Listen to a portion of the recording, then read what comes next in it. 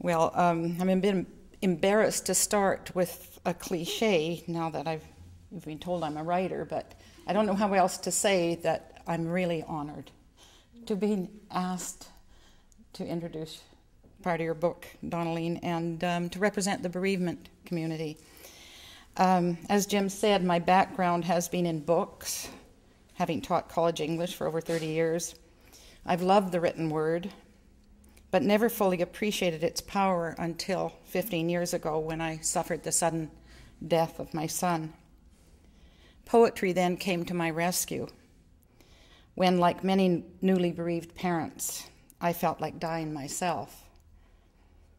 Like Donaleen, I believe that poetry comes from the soul, and when our souls are wounded, poetry can heal. Now, did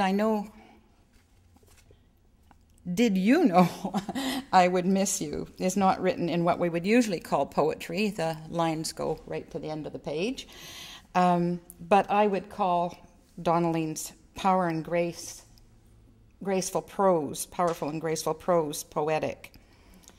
I would also call it profound.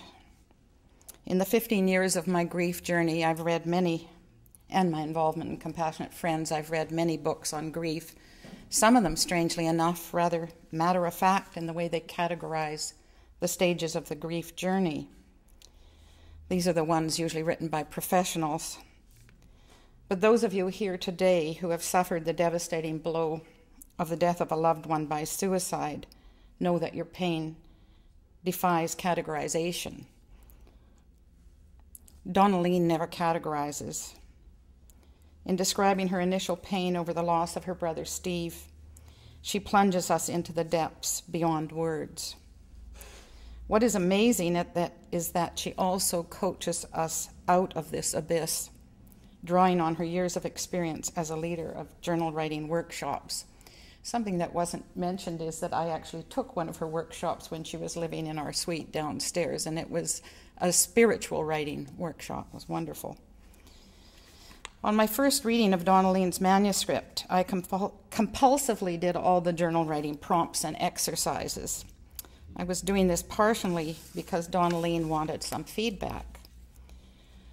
But what happened in the process is that I was able to revisit my feelings over the loss of my son with new clarity and depth. Donaleen quotes me on her back cover as saying that this is a book to return to again and again. She maintains that death is not the end of a relationship. The grief-stricken mature, mellow, but they hang on to their connection to the beloved.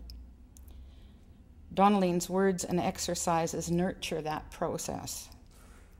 I'm grateful to her for her courage, her passion, and skill that she's put into this book.